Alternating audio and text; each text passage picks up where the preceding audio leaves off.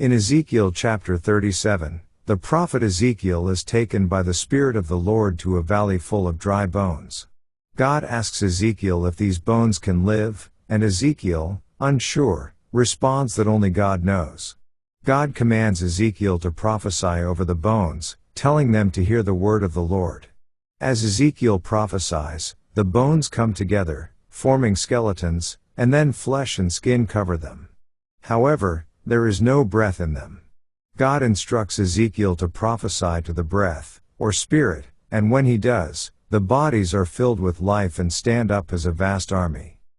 God explains to Ezekiel that these bones represent the people of Israel, who feel hopeless and spiritually dead in their exile. He promises to open their graves and bring them back to the land of Israel. God assures Ezekiel that he will restore his people and breathe new life into them, just as he did with the dry bones. This vision symbolizes the spiritual revival of Israel, where the people will be united and restored by God, who will bring them back from their places of exile and give them his Spirit. God further assures Ezekiel that he will make a covenant of peace with his people. He will gather them from the nations, cleanse them, and make them a people once again. God promises that David, his servant, often understood as a reference to the Messiah, will be their king, and they will live in a land of peace. They will follow God's laws, and his sanctuary will be among them forever. This promise of restoration and spiritual renewal will result in a permanent and blessed relationship between God and his people.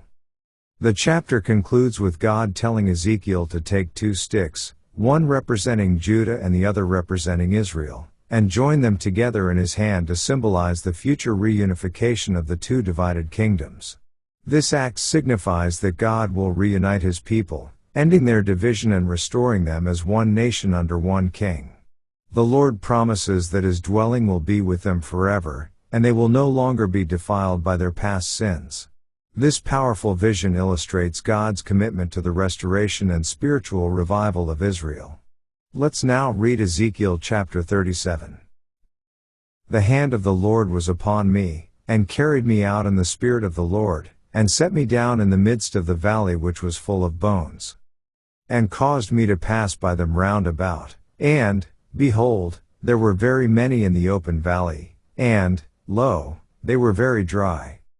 And he said unto me, Son of man, can these bones live? And I answered, O Lord God, thou knowest. Again he said unto me, Prophesy upon these bones, and say unto them, O ye dry bones, hear the word of the Lord. Thus saith the Lord God unto these bones, Behold, I will cause breath to enter into you, and ye shall live. And I will lay sinews upon you, and will bring up flesh upon you, and cover you with skin, and put breath in you, and ye shall live, and ye shall know that I am the Lord. So I prophesied as I was commanded, and as I prophesied, there was a noise, and behold a shaking, and the bones came together, bone to his bone. And when I beheld, lo, the sinews and the flesh came up upon them, and the skin covered them above, but there was no breath in them.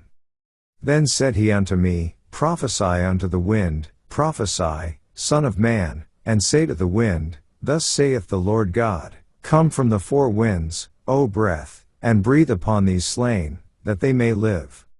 So I prophesied as he commanded me, and the breath came into them, and they lived, and stood up upon their feet, an exceeding great army. Then he said unto me, Son of man, these bones are the whole house of Israel. Behold, they say, Our bones are dried, and our hope is lost, we are cut off for our parts. Therefore prophesy and say unto them, Thus saith the Lord God, Behold, O my people, I will open your graves, and cause you to come up out of your graves, and bring you into the land of Israel. And ye shall know that I am the Lord, when I have opened your graves, O my people, and brought you up out of your graves. And shall put my spirit in you, and ye shall live, and I shall place you in your own land. Then shall ye know that I the Lord have spoken it, and performed it, saith the Lord. The word of the Lord came again unto me, saying, Moreover, thou son of man, take thee 1 stick, and write upon it, for Judah, and for the children of Israel his companions. Then take another stick, and write upon it, for Joseph, the stick of Ephraim, and for all the house of Israel his companions. And join them one to another into one stick, and they shall become one in thine hand.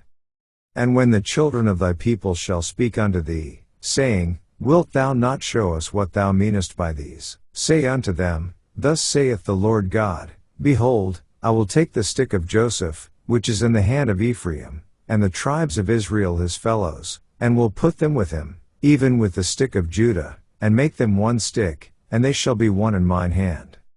And the sticks whereon thou writest shall be in thine hand before their eyes. And say unto them, Thus saith the Lord God, Behold, I will take the children of Israel from among the heathen, whither they be gone, and will gather them on every side, and bring them into their own land. And I will make them one nation in the land upon the mountains of Israel, and one king shall be king to them all, and they shall be no more two nations, neither shall they be divided into two kingdoms any more at all. Neither shall they defile themselves any more with their idols, nor with their detestable things, nor with any of their transgressions, but I will save them out of all their dwelling places, wherein they have sinned, and will cleanse them, so shall they be my people, and I will be their God. And David my servant shall be king over them, and they all shall have one shepherd, they shall also walk in my judgments, and observe my statutes, and do them. And they shall dwell in the land that I have given unto Jacob my servant, wherein your fathers have dwelt, and they shall dwell therein, even they, and their children, and their children's children forever, and my servant David shall be their prince forever.